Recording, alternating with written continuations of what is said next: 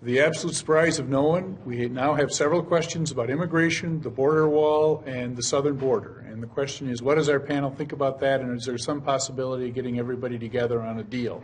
Let's start with you, Representative Emmer. Well, I think we've tried. I think we've absolutely tried.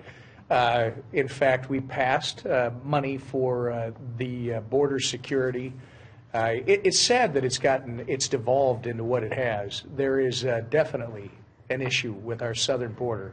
When you have Jay Johnson, who was the head of Homeland Security under President Obama, and you have current leadership agreeing on the problem and the severity of the problem at the southern border, it's time for the politics and the gotcha, we don't like you, and poking the bear in the eye every day.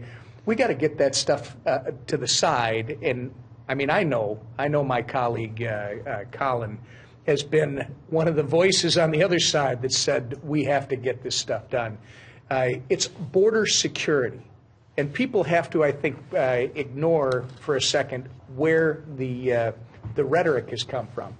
Because it actually is our Customs and Border Patrol. It's the people that are charged with securing our borders and making sure that people follow the laws. They're the ones who are asking for the stuff that we have been trying to appropriate for.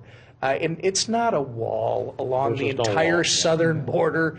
It's portions of it where a wall are appropriate or a barrier.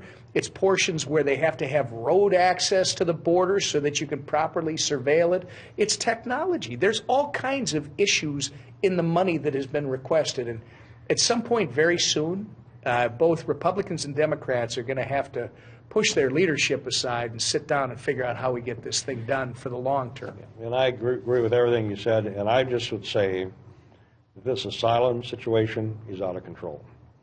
And somehow or another, we've got to do something to get that under control because it's overwhelming the system. 10 years ago, it was young men coming across the border to work. Now the majority is families, and they're being put into these caravans by somebody.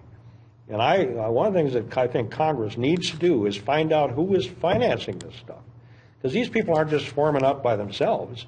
And so the right says, well, it's the left-wingers that are doing this, and the left says it's the right-wingers that are doing this. We need to find out, who's sending these folks up here, and they're telling them how to do it. You go, you give yourself up, you come across the border, you ask for asylum, and then what happens? We don't have anywhere near enough judges. We don't have any place to put them, and so what do? You have to let them go. Well, and by the way, it's just, it's out of control. There may be more families, Colin, but let's not lose sight of the fact that these are drug dealers, these are human traffickers. But these are not. I wouldn't say coming. some of it. There's a lot of them. Oh, yeah. You're saying the asylum. Yeah, the ones that are turning themselves in. Yeah. So they're still coming across. Yeah. They're coming across in the Rio Grande, and I understand. That's right.